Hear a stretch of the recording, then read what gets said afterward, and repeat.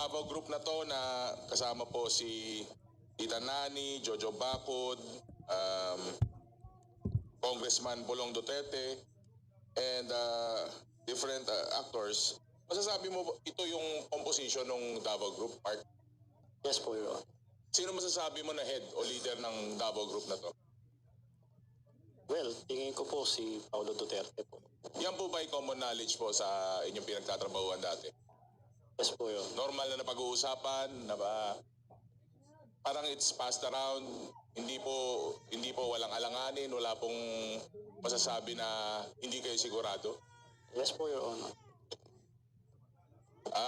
With that, Mr. Chair, I will end my short interpellation, but I'll add a brief manifestation kasi na-shock po ako dun sa sinabi ni Mr. Jimmy Guban, and I'd like to ask him kung pwede niya pong ulitin. Since sabi niya po kasi since time immemorial, nangyayari na po lahat ng mga to, not only with our problems with drugs, pero po nasabi niya po yung tungkol sa ating sa bigas or sa agricultural products. Tama po ba, Sir Jimmy?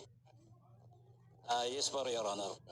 So, Mr. Chair, siguro yung knowledge po na nalalaman ni Sir Jimmy tungkol po dito not only with drugs but not only with what we're tackling now, pati po dun sa bigas, will be a vital source of information po, lalo po sa ating Quintacom, Mr. Chair. So I would like to manifest na we should consider na adding as a resource person sa Quintacom si Mr. Jimmy Guban. Again, thank you, Mr. Chair, for the time. Okay, thank you, Congressman Ortega, for that short interpellation. Yes, Congressman Abante. If I can just advise Mark Taguba, no? You want to be a legitimate business, mga illegal pang kontrabando, para hindi mo na kontakin pa yung Davao Group, di ba? Yes po, Your Honor. Inisip mo yung sarili mo, yun ang unang-unang dapat mong gawin. Oh. Yes po, Your Honor. At then, I would like to ask Mr. Chair if we can ask Mr. Taguba to submit to us his personal ledger. Doon nakalista yung mga pinagbigyan mo ng pera at kung sino-sino. Yes po, Your Honor. Meron ka bang notebook o listahan? Hahanapin ko pa po yun. Matagal na po kasi itong taon na nakakalipas. Sige. Para pagka ito yung nakita mo, submit mo dito sa committee. Yes po, Your Honor. Okay, so before the next interpellator, Mr. Chair. if I may, I'll just ask a few questions kay Jimmy Guban. Jimmy, yung bang Henry Tan na nabanggit mo kanina, isa siya sa kagaya ni Mark Taguba na player sa customs. When I say player sa customs, siya ang nagpa-facilitate ng mga importation. Financier, Your Honor. Financier. Binibigay. Katulad po yun kay Mark. Si Mark merong Chinese na kausap, binibigay sa kanya. So si Mr. Henry Tan, isa rin ganun. So, halimbawa, kagaya nung nabanggit kanina ni Mark, yung bang si Hong Fei ay kakilala mo? Hindi po, Your Honor. So, paano siya naging kliyente mo? Si Kenneth Dong po kasi ang kliyente ko eh. So, Sige. So, bali, ang middleman ay si Kenneth Dong. And then, etong si Henry Tan ay ganun din ang kanyang partisipasyon. opo, Your Honor. Parang sila yung naghahanap na mag-i-import dahil meron silang kakilala sa loob ng customs para maipalabas yung mga importation na ito.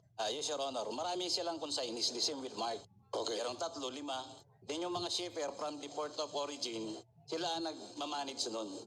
So, in fact, kung i-share ko kay Mark, yung shipper dapat nun ay makuha nila para pag galing doon sa port of loading, port of origin, malalaman kung sino yung mga incorporator din nun. Okay. Then malalaman po natin kung sino ang nag-load. Pero posible rin, no? Posible rin na yung mga incorporator fictitious. Hindi totoo. Yes, Your Honor. Ganun po ang ginagawa. Most common po ng Chinese businessman. Kaya ayaw nila dito magkaroon ng sariling consignee. Kasi karamihan doon may violation eh. Dahil karamihan po noon, in-French product po pagkagaling China. Ipa karamihan po ng importation ay bawal. I think if I'm not mistaken, nang umatin ako ng seminar, around the world, that is 80%. Pagkagaling sa China, ay dapat niya nasa rin lahat to include agricultural products.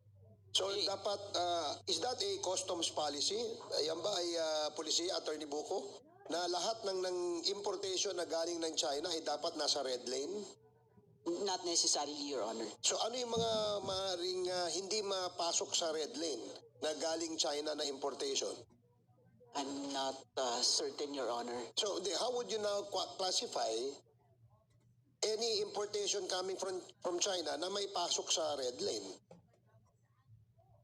So si Attorney Buko muna, anong, di ba kasi merong classification, di ba? So normally, kapag ang importation, ang goods ay galing ng China, ay red lane kagad yan. Tama? Ngayon, unless accredited at merong magandang track record yung nag-i-import, yun lang siguro ang pwede maging green lane. Tama? Green or yellow, Your Honor. Green or yellow, no? Pag yellow, may inspection. Pag green, walang inspection. Tama? So, tama ba yun, Jimmy? Your Honor, medyo okay po, tama po yun. Yung intelligence group po ng Bureau of Customs, under po niya yung Risk Management Office. Whereas yung selectivity ay under din po nun, yun yung 5. May super green lane pa nga po eh. Then green, then yellow, then red. 5 po Super yun. green lane? Yes, Your Honor. Is that part of the classification under the policy of the Bureau of Customs? Yes, Your Honor. There is such a super green lane for... Super green, yellow, and then red. Okay, sige, thank you. Tapos, Yes, Your Honor. Ang nagka-classify po niyan under the Risk Management Office. So may HIPI po yun, under ngayon ng, if I'm not mistaken, under po yan ng Deputy Commissioner for Intelligence. So- this is where intelligence, kung gaano po kaimportante. Kaya nga ako, yung source ko po ng intelligence is not from the Philippines. It is always my source from abroad. so, ibig Dahil mong, sorry po. so, ibig mong sabihin na yung intelligence data, ayan ang basihan para kung ilalagay sa red, yellow, green, o super green. Yes po, Your Honor. Sige, hindi, malinaw na kasi hindi familiar sa amin sa akin, no, personally, yung color coding na yan. That is why, Your Honor, there is profiling. There was profiling ever since eh. Nailagay na yan dyan. So all shipments na dumarating sa Yes, Your atin, may Honor. profiling kayo? Yes, Your Honor. Supposed to be gagawin.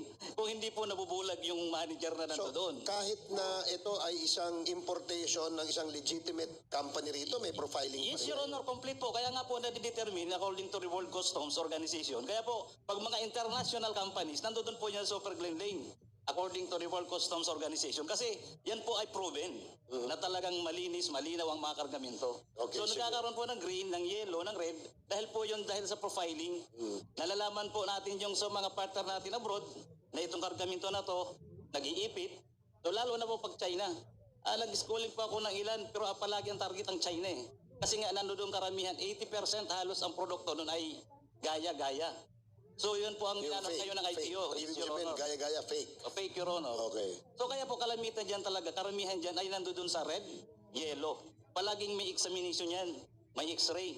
Then pagdating po doon sa valuation, inaayos din po yun kasi marami po doon, ang karamihan talaga ay mali ang deklarasyon.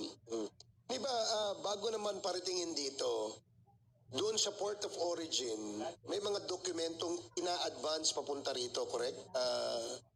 Attorney Buko. Yes, Your Honor. And what do you call this document? Your Honor, those are the shipping documents such as the inward foreign manifest, the bill of lading, the Okay. invoice. And in that bill of lading and forward manifest, nandyan naka-identify kung ano yung mga yan. Yes, Your Honor. The importer, the description of the goods, the quantity, the weight, etc. Even the value of the goods. Yes, Your Honor. Okay. Now kay Mark Taguba. Mark, yung pinacilitate mo yung container na yan na naglalaman ng magnetic lifter, tama? Magnetic lifter. Ano ba yung nasa laman ng container na pinacilitate mo? Cylinder po. Yung cylinders, no, na naglalaman ng shabu. Wala. Anong declaration? Anong nasa bill of lading? Ayun nga po, ang nakalagay lang po doon, hindi ako nagkakamali. Footwear, cutting board. Wala pong nakalagay So, na... ikaw bilang tracker and customs facilitator, hindi mo na sinisiguro. Pagka nakalagay dun sa dokumento, ito ay footwear, general merchandise, okay na sa iyo yun. Opo. So, hindi mo alam na kung ang totoo palang laman nun, maaring baril, maaring drugs. Pwede ko pong idagdag sana. Kaya rin naman isa sa mga nanigurado din ako na walang laman na kung ano pa man yun. Kasi po may ACTA po yun eh. ASEAN China Free Trade Agreement. So yun po ay may... AFTA. Is that a certification? Opo, galing Okay. China. So, yan po, pinatunayan po sa korte ng examiner na totoo po yun. So, ay, yung ibig sabihin, kung titingnan natin mabuti, dahil may AFTA certification yan, sa mata ng China, ang kanilang pinarating dito ay legal. Yes po. Kasi po, So, meron, may kasapakat sila doon. Meron silang kasabwat doon. yun, wala po akong personal knowledge doon. Pero, Kasi hindi naman maaaring ilagay nila sa bill of lading na may shabu dyan. tama po kayo. At hindi naman nila isi-certify. Pero tama po kayo doon. Pero sa side po namin, dahil tinatakan po yun ng Quarantine Bureau, pag Quarantine Bureau po, physical inspection po yan. So sa aming side, walang problema. Okay lang yung, yun lang naman yung ano namin So, yung basihan namin. nung nakita mong may certification ng AFTA, Yun ang natiwala ka na walang droga yan. Yun po kasi yung pinaka-protection din namin na para hindi pasangkot sa mga ganyan. So, ibig sabihin, may kasabwat sila ron. Maaari po. Hindi ba? Kasi hindi naman magse-certify yung China na ito ay AFTA kung talagang in-inspection nila ang laman ng kinarga sa loob ng container. Pero ano, tunay kaya yung AFTA? So, malaking question din yan. Pag-usapan din natin yan sa susunod. But I just wanted to validate yung naririnig namin na info na paano naman kayo na mga kagaya mo, customs facilitator, nagnenegosyo sa loob ng customs, anong protection nyo? Kaya nga, gaya ng sinabi mo, yung AFTA certification, yun ang nagpapatunay na walang kontrabando. Supposed to be. Yes po, Your Honor. Bukod pa doon, yung mga dokumento na bill of lading, mga SAT, lahat po yan meron po nakalagay na certified true and correct. So, ibig sabihin, hindi lang ikaw ang maaring naloko nitong mga importer na ito. Yes po, Your Honor. On top of your head, sino sa tingin mo ang mga maaring nagpasok ng mga kontrabando? Yung tingin mo lang na mga nandyan sa ganyang klaseng negosyo. Alam niyo Not po, necessarily drugs, maaring nagpapalusot ng ibang goods. Ganun. alam niyo po, Your Honor, wala po tayong kasiguruduhan na kasi po yung drugs kahit saan naman pwede ilagay. Kahit dito sa microphone na to pwede nilang ilagay. So, para sa akin, mas importante yung protection ng mga nagpapacilitate. Kasi nakabase lang sila doon sa dokumento eh. Ayan. So, lahat ba ng itong mga gamit na to sisirain para malaman kung may drugs? Unfair naman. Para sa akin, kung talagang seryoso para sa illegal na droga, Pero sa iyong practice, hindi ka ba nagtaka na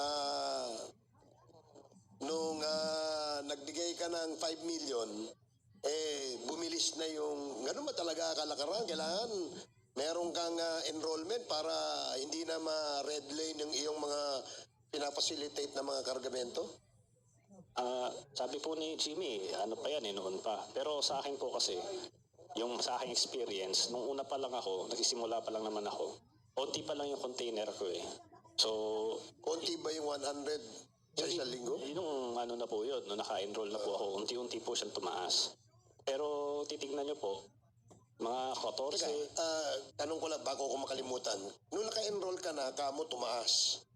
yes po yun. Bakit tumaas? Bakit tumaas? May nagtiwala sa'yo ng importer. Yes po, kasi tracker ako yun lamang ko rin eh. So, And kilala mo lahat niya mga importer na yan. opo, nagbibigay ako ng, pagka nagdidiskarga dun sa mga warehouse, bibigay ako ng ng calling card ko. Tapos nakalagay din yung all-in. So, Anong all-in? Ano ibig sabihin ng all-in? yun po yung 170,000. Ibig sabihin, pag may calling card ka na may nakalagay all-in, ibig sabihin enrolled ka. Yung sa mga kliyente ko, pag nakita nila yon, mura lang yung para Hindi, mo. kasi nga, kamon, simula nung na-enroll ka, dumami yung kliyente. Sino nagbigay sa'yo ng mga kliyente? Ako po nagano ng mga kliyente ko, Your Honor. Ako po naghanap. Ikaw naghanap. Kasi Walang nagbigay sa'yo. Opo, ako kasi nandoon sa larangan yun yung trabaho ko po eh. At malakas ang loob mo maghanap ng kliyente kasi enrolled ka na. Yes po, Your Honor. Okay, sige. Salamat. Congresswoman Luistro. Question for Mark Taguba. Bakit enrolled ka na sa Davao? Naharang pa yung container na fina-facilitate mo for release. Ayun po, Your Honor. Sabi ko rin po minsan, ano lang din nila yan para magbigay ka sa kanila additional na payment. Pag nag-alert naman sila, hindi marami.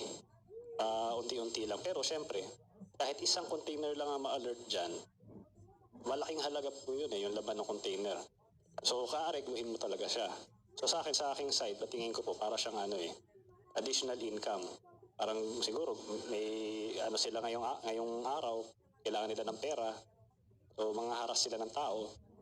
Pupunta sila, mag-aareglo ka. Mark, I am talking about the container which had this metal cylinder with illegal drugs.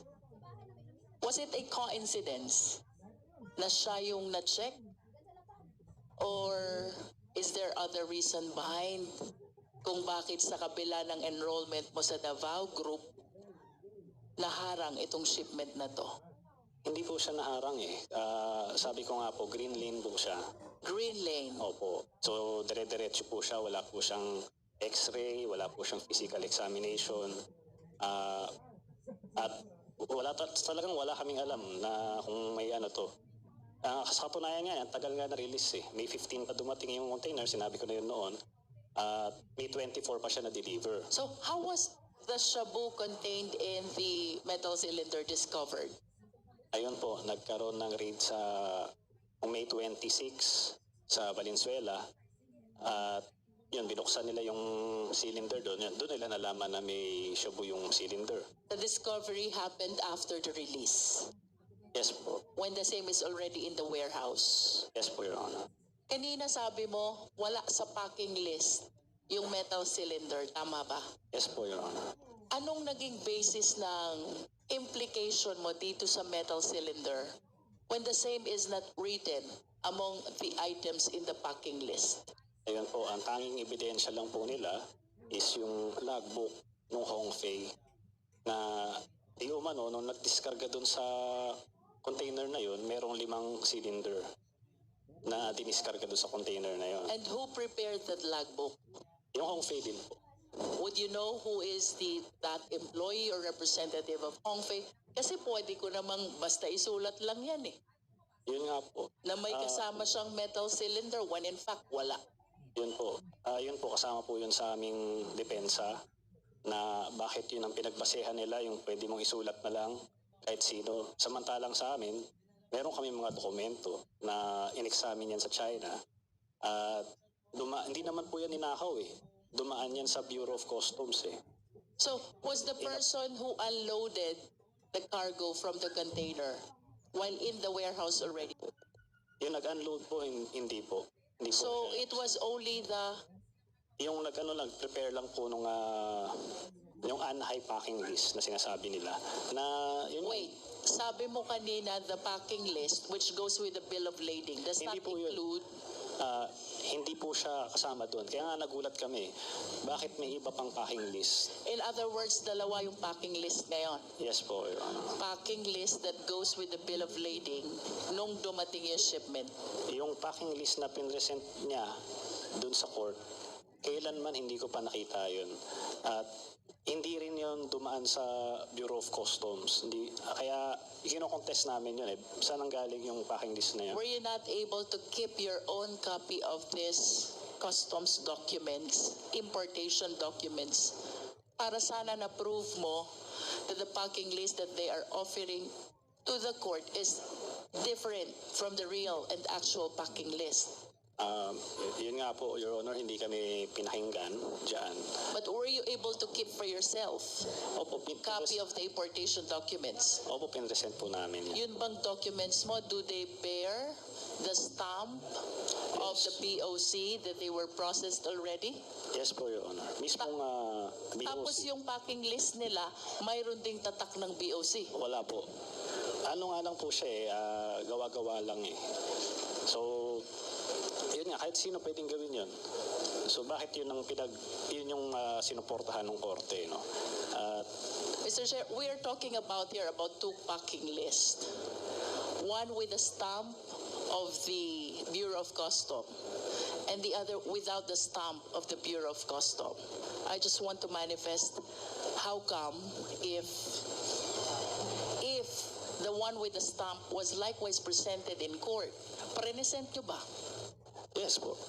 After po yung present namin, tsaka lahat po ng dokumento na dumaan po sa BOC. I just want to state for the record, Mr. Chair, why between these two documents, the one with the stamp of the BOC and the one without the stamp, the one which was appreciated in hearing the case, is this one which does not bear the stamp of the BOC? That is a manifestation, Mr. Chair. And kanina po, sabi ni Mr. Guban, thank you Mr. Taguba, since time immemorial, aba nakakaalarma po yan. Napakarami po ng estudyante ng Customs Administration. And even myself, I was able to teach a lot of Bachelor of Science in Customs Administration students. It is quite alarming na ang dadatnan nilang sistema sa BOC has been installed since time immemorial. Talo pa, Mr. Chair, ang principle of law since time immemorial.